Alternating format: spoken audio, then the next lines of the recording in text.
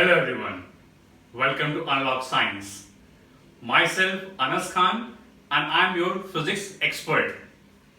And I welcome you all today my lecture on the topic electric resistance, and it is a topic based on our chapter current electricity, and this is our lecture 4 of the chapter current electricity. जैसे कि आप यहाँ पे देख सकते हैं word electric resistance. अभी हम कुछ टाइम के लिए इलेक्ट्रिक भूल जाते हैं। रेजिस्टेंस होता क्या चीज है? रेजिस्टेंस एक सिंपल सी भाषा में रेजिस्टेंस क्या होता है?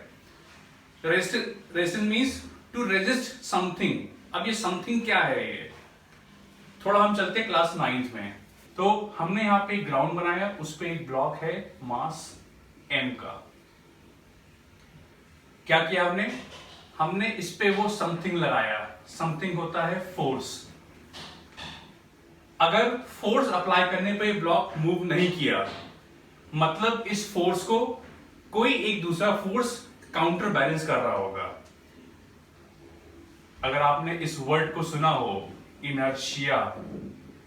इनर्शिया क्या होता है? किसी भी बॉडी की टेंडेंसी अपने स्टेट को खुद चेंज करने की। सॉरी, मैं उल्टा बोल गया। इनर्शिया मतलब होता है एक बॉडी की टेंडेंसी जहां पे वो अपना स्टेट अपने आप चेंज नहीं करेगा जब तक उस पे आप कोई फोर्स अप्लाई नहीं करते हैं। तो यहां पे मैंने फोर्स अप्लाई किया। मान लीजिए ये बोर्ड है, मैंने बोर्ड को पुश किया, मैं फोर्स अप्लाई कर रहा हूं, बट ये मूव नहीं कर रहा है। क्यों? क्योंकि ये बोर्ड मेरे अप्लाइड फोर्स को रेजिस्ट कर रहा है, ऑपोज कर रहा है। या आसान भाषा में, जैसे आज आप सब अपने घरों में बैठे हुए हैं, आपका फ्री टाइम है, आप बढ़िया बैठ के टीवी देख रहे हैं, घर में आपके पेरेंट आए कि चलो पढ़ने बैठ जाओ, मतलब उस पेरेंट ने आप पे एक एक्सटर्नल फोर्स लगाया। अब क्या होगा? आप उस फोर्स को रेजिस्ट करना चाहोगे। आपका मन कर रहा है टीवी देखने का या गेम खेलने का, या तो आप गेम खेलते रहोगे या टीवी देखोगे। लेकिन जो आपके पेरेंट्स का कमांड था वो एक एक्सटर्नल फोर्स था, उसने आपका स्टेट चेंज करना चाहा। आप रेजिस्ट करने के बाद भी आपको अपना स्टेट चेंज करना पड़ेगा। जैसे मान ली मैंने यहाँ पे फोर्स लगाया, इसने अपने इनर्शिया की वजह से रेजिस्टेंस ऑफर किया, बट ये फोर्स उसके रेजिस्टेंस को ओवरकम कर गया। उसी रेजिस्टेंस को हम आगे ले चलते हैं इलेक्ट्रिक फॉर्म में। ये मेरा एक करंट कैरिंग वायर है, ये मेरा वायर है, एंड फॉर सिंप्लिसिटी मेरा वायर सिलिंड्रिकल शेप का होगा।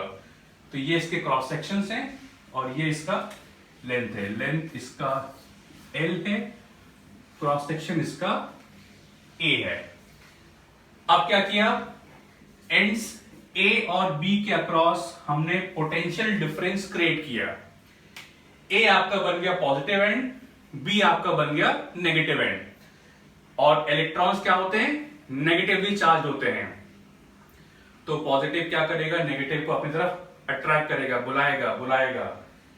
तो इलेक्ट्रॉन्स क्या होंगे? वो पॉजिटिव तरफ चलते हुए जाएंगे। दैट मीन्स जो इलेक्ट्रॉन्स है उन पे फोर्स कहां लग रहा है? उन पे फोर्स कुछ इस डायरेक्शन में लग रहा है, क्योंकि वो टुवर्ड्स ए अट्रैक्ट हो रहे हैं। अब इस फ्लो चार्ट को ध्यान दीजिएगा। जब इलेक्ट्रॉन्स पे फोर्स लगेगा, किसकी वजह से?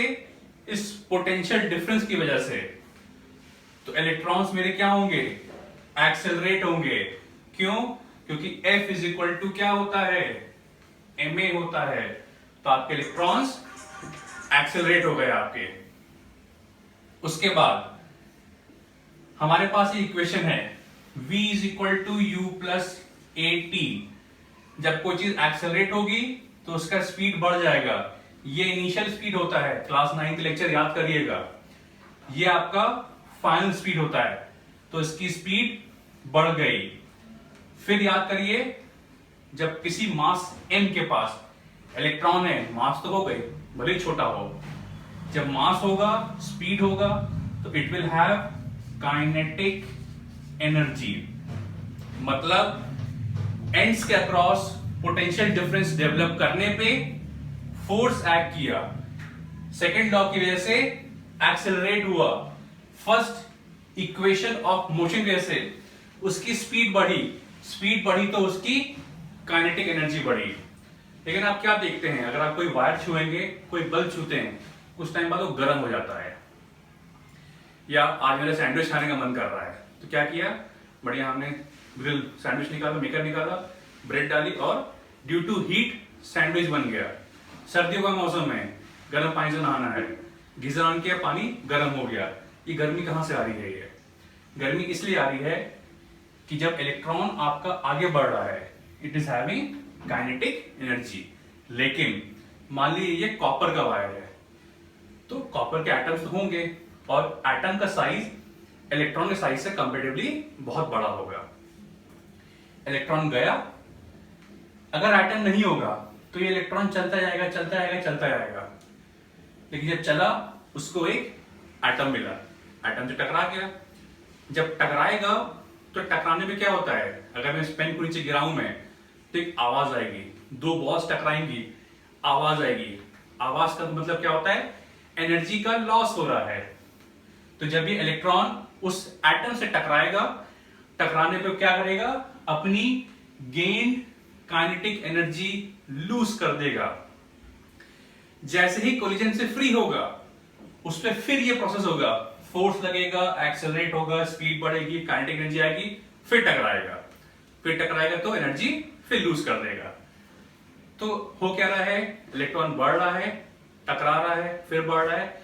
सो at every collision this electron is losing its kinetic energy in the form of heat. तो इसका जो लॉस होता है वो हीट के फॉर्म में होता है। लेकिन मैंने यहां पे लॉस लिखा है। लॉस एक बहुत रिलेटिव टर्म है। अब हम इसी लॉस को कहां यूज करते हैं, सैंडविच बनता है आपका, पिज्जा बनता है, पानी गर्म कर रहे हैं आप, कपड़े प्रेस कर रहे हैं आप, बहुत सारी चीजें हैं। तो लॉस हमेशा एक खराब चीज नहीं होती है, वो आप किस पर्पस के लिए यूज कर रहे हो, that loss can be use for your own beneficial purposes. अगर मैं इसको एक डेफिनेशन में सम अप करूं, electric resistance is the resistance offered by the atoms of this metallic wire to the freely flowing electrons। यह एक simple भाषा में इसको लिख लीजिए, नहीं लिख पा रहे हैं, छूट जा रहा है, स्पीड स्लो है, you can visit our website for the detail notes www.unlockscience.in। बाकी यहाँ पे डेफिनेशन आपके फ्लैश हो रही होगी स्क्रीन पे, आप उसको भी देख के लिख सकते हैं। So basically electric resistance is the resistance offered by this wire to the free flow of this electrons। आगे बढ़ते हुए the next topic is the factors which affects the resistance of any given wire। अच्छा, इससे पहले हम देखते हैं कि जो हमारा सर्किट सिंबल होगा, रेजिस्टेंस का सिंबल या तो कुछ इस तरह बनता है या तो कुछ इस तरह बनता है। फर्क बस ये है कि अगर किसी वायर का रेजिस्टेंस फिक्स्ड होगा, मतलब चाहे आप सिनेरियो चेंज कर दें, वोल्टेज बढ़ा दें, घटा दें, करंट चेंज कर दें, रेजिस्टेंस उसका चेंज नहीं होगा, तो सिंबल ऐसा बनेगा। And if it is a variable resistance, उसका रेजिस्टेंस सर्कमस्टांसेस के हिसाब से आप चेंज कर सकते हैं, तो सिंबल या तो कुछ आप ऐसा बनाओगे ऊपर एक एरो बना के, या सिंबल आपका कुछ इस तरह बनेगा आपका। And the SI unit is ohm, OHM, ohm. Symbol is this for electric resistance। Now coming on to the factors which affects the resistance of any given wire। पहला है length of wire। Resistance of any wire is proportional to the length of the wire। Let this be equation number 1। Second is area of cross section। कुछ किताबों में cross sectional area भी लिखा होगा, area of cross section. And resistance is inversely proportional to the resistance of the wire. The third factor is nature of material. That means आपका wire किस चीज का बना है, एल्यूमिनियम है, कॉपर है, वगैरह वगैरह। And third is temperature. अब इसका रिलेशन तो आपके सीबीएसई में नहीं है, बट जो बच्चे एनटीएससी के लिए एस्पायर कर रहे हैं, एंड आई होप यहाँ पे जितने लोग जुड़े हुए हैं सब एनटीएससी की तैयारी के लिए ही बैठे होंगे, तो मैं फॉर्मूला आपके लिख देता हूं, it will help you in NTSC. So resistance at any temperature T2 is equal to resistance at temperature T1. T1 आपका इनिशियल टेम्परेचर है, T2 आपका फाइनल टेम्परेचर है. 1 plus alpha T2 minus T1.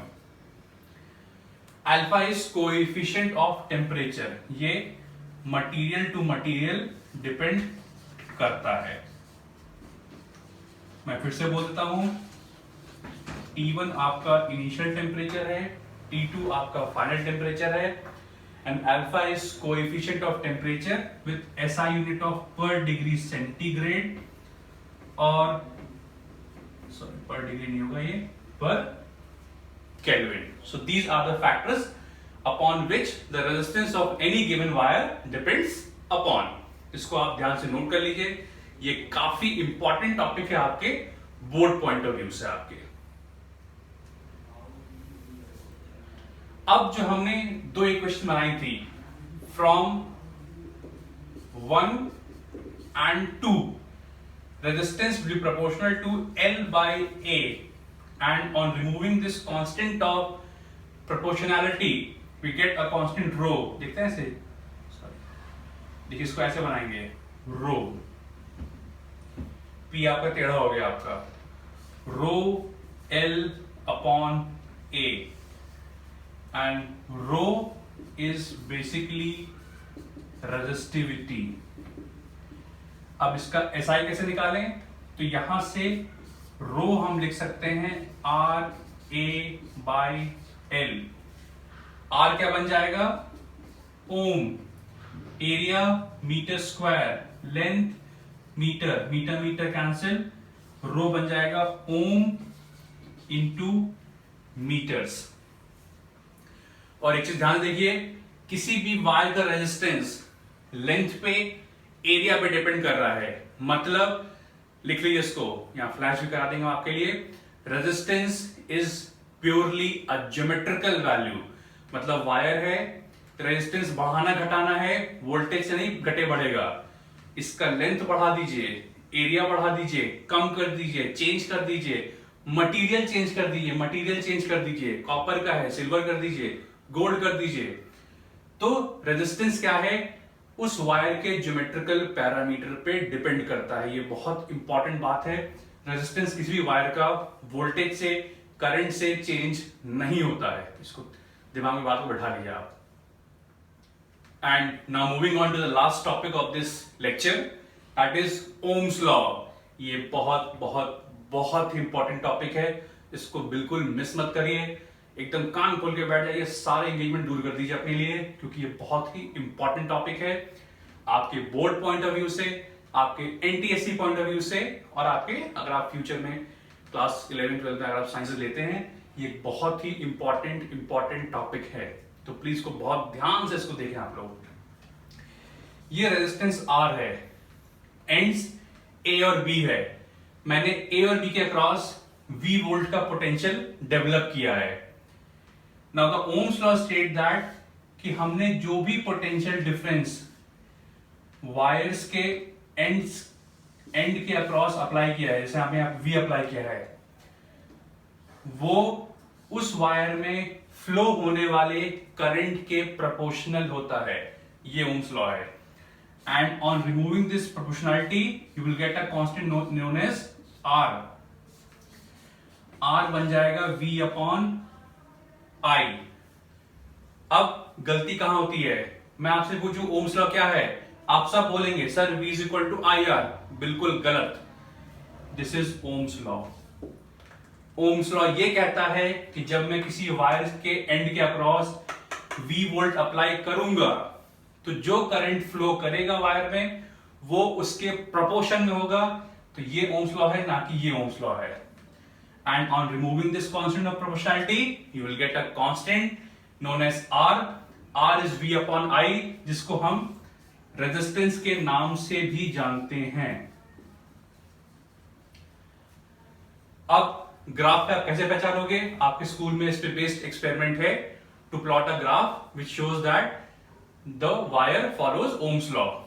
तो जब भी मैं V और I का ग्राफ प्लॉट करूंगा, इफ इट इज ओबेइंग और फॉलोइंग ओम्स लॉ, ग्राफ मेरा एकदम स्ट्रेट बनेगा। स्ट्रेट कैसा? Such that it is inclined at certain angle with your current axis. अब आइडियल कंडीशन में ये लाइन हमेशा सीधी बनेगी, बट अभी हमने क्या पढ़ा? टेम्परेचर के साथ रेजिस्टेंस चेंज होता है। आप बहुत टाइम तक इस करंट को ऑन रखोगे तो ये हीट डेवलप करेगा, तो क्या होगा? वायर आपका ओम्स लॉ को ब्रेक करना शुरू कर देगा। तो जब तक, जैसे हमने पॉइंट 1 और 2 मार्क किया, 1 और 2 के बीच में आपका ग्राफ लीनियर है, मतलब 1 से 2 के बीच में ग्राफ इज ओमिक या conductor is ohmic in nature, and beyond 2 से मान ली 3 ले लिया, beyond 2 it is not a straight line, मतलब ये एक नॉन ओमिक है। एनटीएससी के लिए बहुत इंपॉर्टेंट चीज है ये। दूसरा, अगर मैं इस ग्राफ का स्लोप निकालूं, स्लोप क्या होता है? Change of vertical. मान ली मैंने यहां पे 2 पॉइंट मार्क कर लिए, ये पॉइंट मार्क कर लिए, यहां पे करंट I1 है, यहां वोल्टेज V1 है, यहां करंट I2 है, यहां वोल्टेज V2 है। तो आइए इस ग्राफ को लोग एनालाइज करते हैं। तो मैंने यहां पे 2 पॉइंट्स मार्क किए, 4 और 2। इस पॉइंट 4 पे वोल्टेज V1 है, करंट I1 है, पॉइंट 2 पे वोल्टेज V2 है, करंट I2 है। Now if I need to find slope of region 4 to 2, slope क्या होगा? Change of vertical V2 minus V1, change of horizontal I2 minus I1, that is delta V upon delta I, and voltage upon current is resistance R. Therefore, इसको लिख लीजिए, slope of voltage current graph gives you resistance. अब एक trick आपके लिए exam में question फटाफट solve करने के लिए। मान लीजिए ये लाइन कुछ एंगल थीटा बना रही है करंट एक्सिस से। जब आप ट्रिग्नोमेट्री पढ़ लीजिएगा, slope will be equal to tan of theta. मतलब अगर मैं इस लाइन का एंगल यहां से निकाल लूं, इस एंगल का मैं tan निकाल लूं, जब ट्रिग्नोमेट्री पढ़ेंगे ये आप समझ जाएंगे। जब ट्रिग्नोमेट्री पढ़ लीजिएगा, इस लेक्चर को दोबारा सुनिएगा, ये आपको क्लियर हो जाएगा। इस एंगल का tan निकालिए, आपको स्लोप देगा, और वोल्टेज करंट ग्राफ का स्लोप क्या देगा? Resistance. Hence the graph can be used to obtain resistance of any given wire, and the slope of the graph will give you the resistance of the wire. तो I hope आपको आपका lecture आज का समझ में आया होगा, and I am pretty sure कि आप कोई टॉपिक समझ में आ गए होंगे। You must be very clear with all this topics. So that's all for today, and I hope आपको ये लेक्चर समझ में आया होगा। और अगर आपको समझ में आया है, please do like us, share our channel, and जो नए बच्चे आए हैं, don't forget to subscribe to this channel to get the latest notifications of our channel. Don't forget to press the bell icon, and for all the detailed notes of this lecture and lectures of all other subjects, please visit our website www.unlockscience.in. So friends, that's all for today. Thank you very much.